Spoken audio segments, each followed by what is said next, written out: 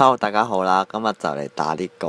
黃泉啊，即係最開頭個超絕啦，係啦。咁我最近我都想講下，因為我 channel 就我改咗名啦，係啦，因為本身就 Vincent 吹嘅，跟住依家就改做 Lilith，即係莉莉絲英文名嘅，係啦。咁喺呢度即係好似上次唔記得講呢樣嘢，係啦。咁依家講下先啦。今次就係打呢個黃泉啦，咁樣就冇乜特別嘅。咁主要個原因係因為媽祖神化咗啦。咁媽祖神化咗之後，三圍就即係好平均型嘅平均型嚟嘅，係啦。25,000血，跟住好似27,000公係嘛？27,000公跟住300速度啦。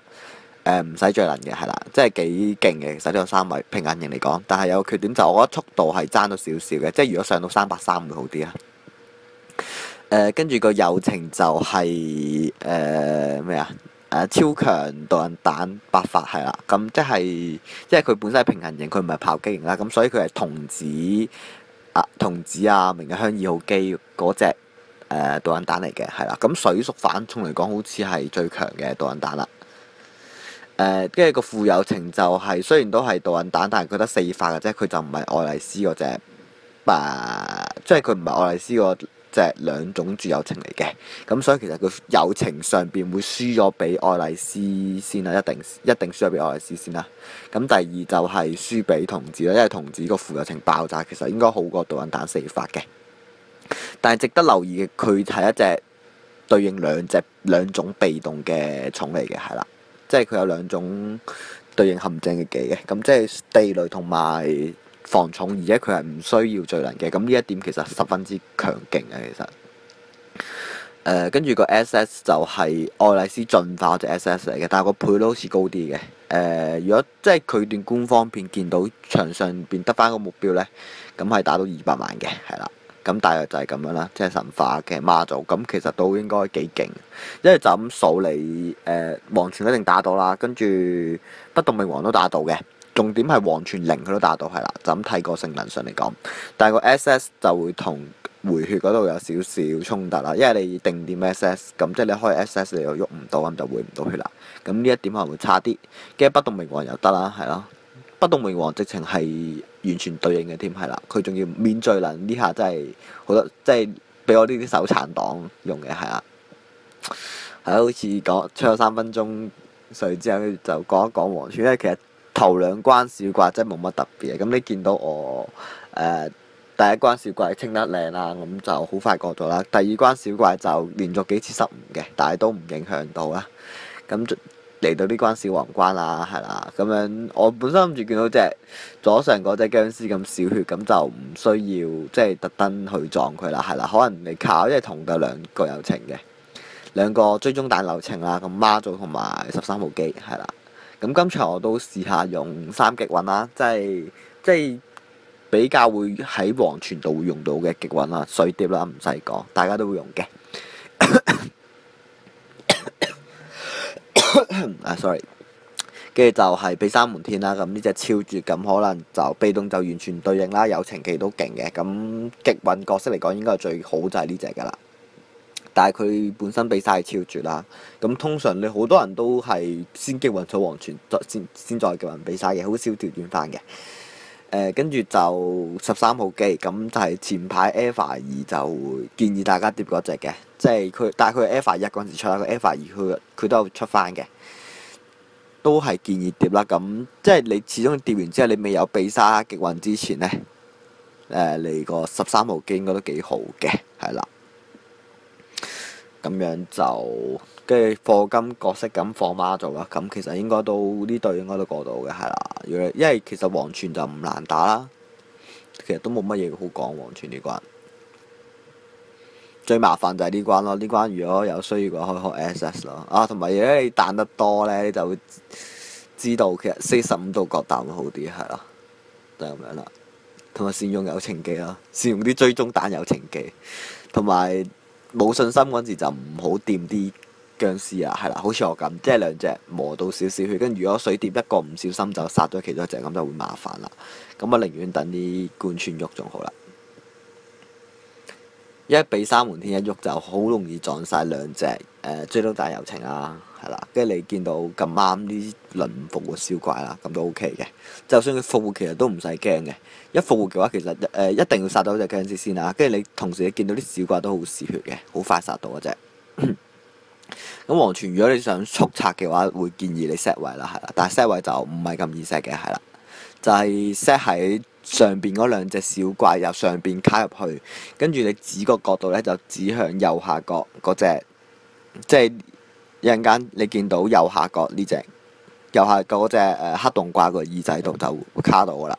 如果你係上卡點嘅話，但係就唔卡啦，呢場就正常咁樣打，因為咁啱媽祖係最尾一個喐，咁其實到佢喐嗰陣時，可能隻黃泉已經瀕死狀態噶啦。因為黃泉比較易打嘅原因就係因為黃泉係好貼牆嘅，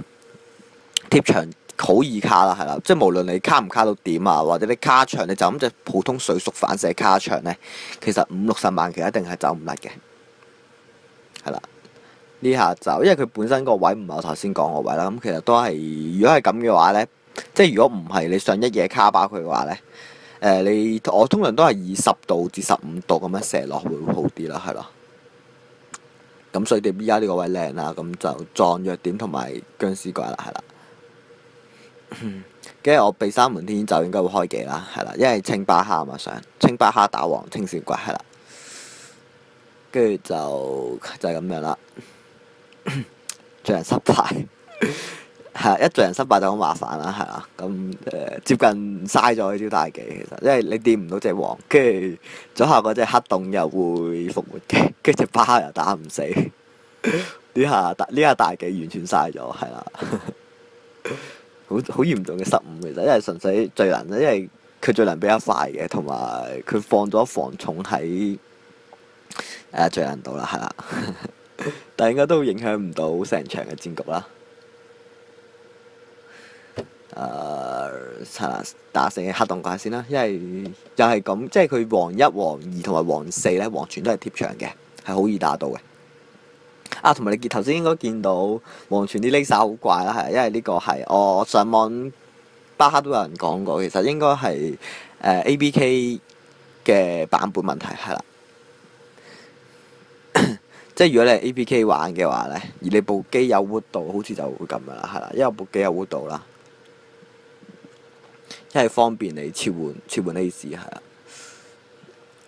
跟住就呢度比較麻煩啦，因為黃3呢度黃泉就唔咩嘅，唔係貼牆啦，喺成中間，但係都好彩佢都冇其他小怪喺度搞住你，即係冇其他會打你嘅小怪啦。但係其實你由呢黃泉呢一關嘅傷害輸出嘅都係算高嘅，即係黃泉係一個淨係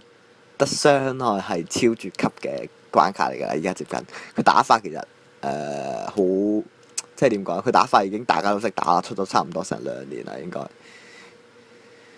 跟住就係啦，因為但係呢關有少少好處就係因為我咁啱我兩隻係反重反傳啦，咁所以就會易打好多嘅。因為如果你係以前舊嗰個年代咧，你淨係得水晶啊，你仲未有溫蒂利啊或者其他強力嘅水屬反傳角色嘅話咧，呢關會比較難打少少。因為以前黑洞其實冇乜強重啊，係啦。咁就係咁樣啦。黑洞始終都係比較麻煩嘅。咁13號機同埋被三門天比水碟好嘅地方就喺呢度啦，因為佢可以放埋黑洞，係啦。咁被三門天唔使講啦，係啦。不過如果俾我揀，其實我都係會傾向用被三門天多過13號機，係啦，因為始終即係用過你又知，其實如果用極運嚟講，其實被三門天真係好咗好多。因為被三門天佢支 SS 清到場，同埋佢友情勁啊，同埋呢關冇雷射護罩啊嘛，係咯，就係咁樣啦。8分鐘嘅微血，咁我如果覺得如果以3分，即係以3極運嚟講，其實呢個我覺得算合格㗎啦，呢個速度係啦。咁媽祖呢下其實我選擇卡上去啦，不過我都想試下開個 SS 係啦。你可以即係你一陣間你可以暫停睇翻段片，呢個係個傷害就唔係好高，因為打唔到1點，同埋啲追蹤彈比較散係啦。你見到被三門天一炮咁樣70萬。係啦，跟住撞多幾日點就差唔多成8萬啦。係啦，如果你同隊有個爆炸，其實可能會好啲啦。即即係個水碟友情係爆炸咧咁劇嘅啦，咁就正啦。可惜唔係啦，係。跟住呢一下就母親的抉擇啦，係啦，睇你想進取啲定咩啊？因為其實下邊嗰隻巴哈，左邊嗰隻就打唔到你嘅啦，應該係啦。咁得翻隻黃泉打，咁呢啲射炮再加咁樣 SS 打唔死啊，係啦，打唔死，就死唔係好彩。因為巴哈佢招雷射，其實就算佢冇筆嘅情況底下咧，佢都淨係向右下角射嘅啫。咁其實打唔到嘅。咁同埋佢嗰班同事都會爆炸啦，但係爆炸係一個咩噶嘛？爆炸係一個比較近距離先會食到，頭先應該食唔到嘅。同埋其實頭先其實攞唔使咁薄嘅，其實可能頭先你食心其實可能會好啲啦，係啦。不過黃泉已經極運咗，咪依家打嚟其實都冇乜意思。係啊，就係俾大家見下。即係嗰三隻極運，大家覺得邊隻表現係好啲咧？就係咁啦。基本上黃泉好少過10分鐘嘅。如果你多極運測，其實都好少過10分鐘。依家呢個情況啦，係啦。咁今日就媽祖肉打黃泉就嚟到呢度啦，多謝晒啦，拜拜。